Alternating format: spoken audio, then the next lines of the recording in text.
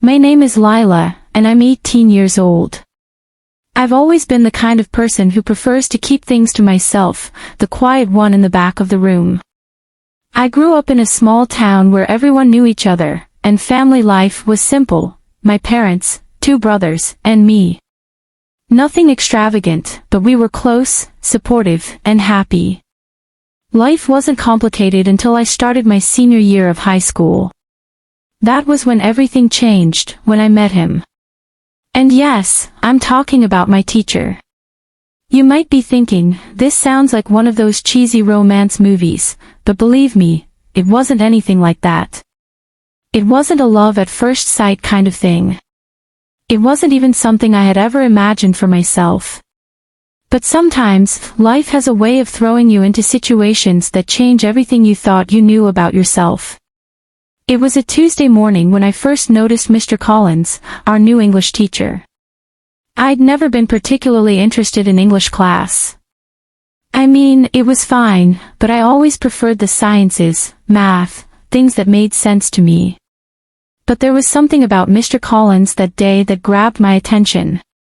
Maybe it was the way he spoke, calm, measured, with a hint of authority that didn't come off as intimidating, but rather comforting. Or maybe it was his smile, warm but subtle. He wasn't like any other teacher I'd had. And I could tell that he had that effect on everyone around him. The classroom felt different when he walked in, like the air was just a little bit lighter, even though I was barely paying attention at that point. It was during the first assignment, a book review, that things started to shift. Mr. Collins asked me to stay after class, something that had never happened before. I assumed I had done something wrong, but instead, he complimented my writing. "You have a real talent," he said, "but I think you're holding yourself back. You should write more freely, without worrying about getting it perfect." I was shocked. I hadn't even known he had read my paper. I'd always thought of myself as ordinary, just blending into the background.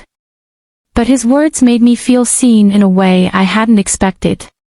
It wasn't just that he liked my writing, it was that he saw something in me that I hadn't seen in myself. That moment stuck with me for days, and soon enough, I found myself looking forward to his class. It wasn't just about the writing anymore, it was about him. There was something about Mr. Collins that made me feel understood, like he knew exactly what to say to bring out the best in me. As the weeks went by, I found myself becoming more and more distracted by thoughts of him. It wasn't just admiration anymore. I started noticing little things, how he'd laugh at his own jokes, how he'd adjust his glasses in that thoughtful way whenever he was about to say something important. Every gesture, every word felt so perfect. I couldn't help it.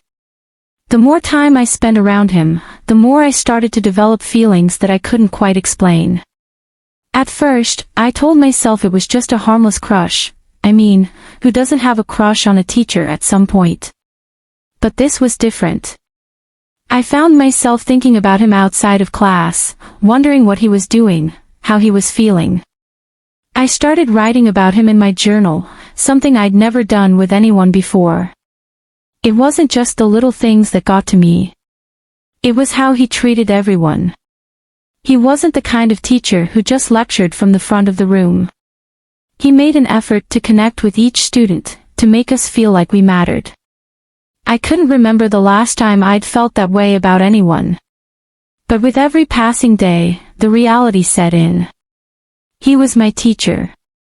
I was just a student. Nothing could ever happen between us. And yet, every time I saw him, my heart would race.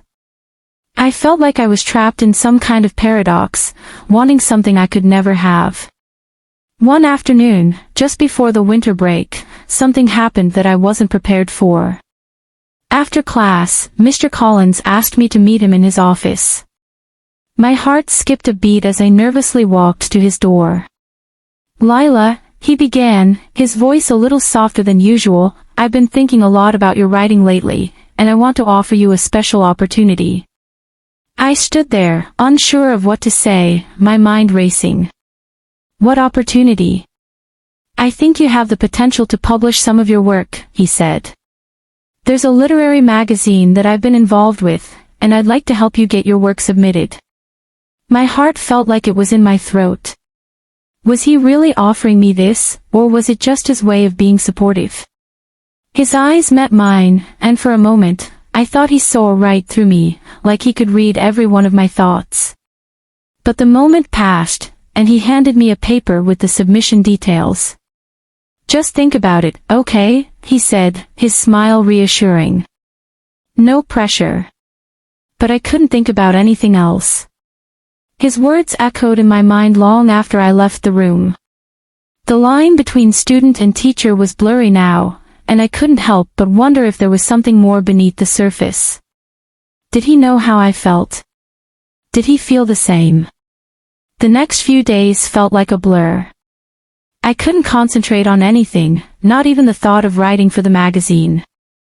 All I could think about was that moment, that lingering look in his eyes. Was this just a professional gesture, or was there something more? It wasn't until the school talent show that things really came to a head. I was backstage, pacing nervously, when Mr. Collins appeared. He was there to help with the event, just like every year. But this time, he was different. He didn't just ask how I was doing. He stood there, looking at me with that same intensity I'd seen before. "Are you okay?" he asked, his voice low and gentle. I felt something in me crack open, and before I could stop myself, I blurted out, "I can't stop thinking about you, Mr. Collins. I don't know what's wrong with me."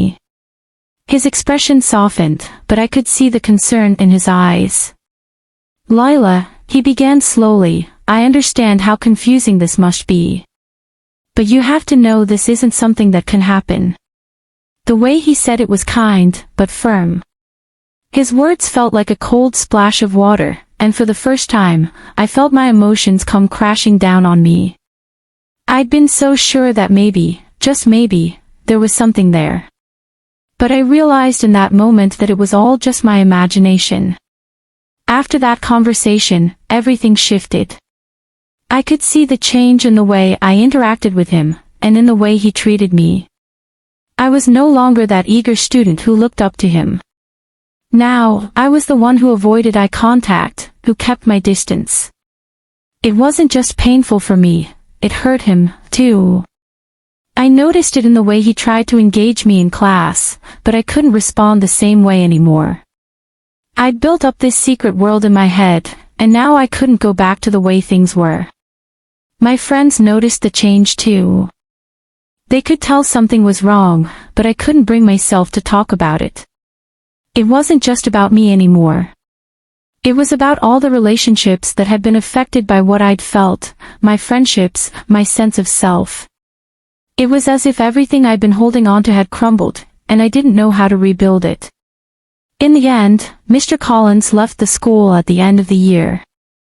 He'd always been kind, always had that gentle smile, but everything between us had been left unspoken. I never told him how I felt again, and I never had the chance to thank him for helping me find my voice as a writer. But even though he's no longer my teacher, I often think back to that time. The feelings, the confusion, the heartbreak, all of it shaped who I am today. And maybe that's the point. Sometimes, we go through things that aren't meant to have a clear ending. Sometimes, we just need to experience them to learn, grow, and move on. If you've ever found yourself in a situation like this, where you felt something you couldn't quite explain, or where your heart was pulled in two different directions, I'd love to hear your thoughts. Leave a comment below and share your story with me, or maybe even with others who can relate. And if you enjoyed this story, don't forget to like, subscribe, and share it with anyone who might need to hear it.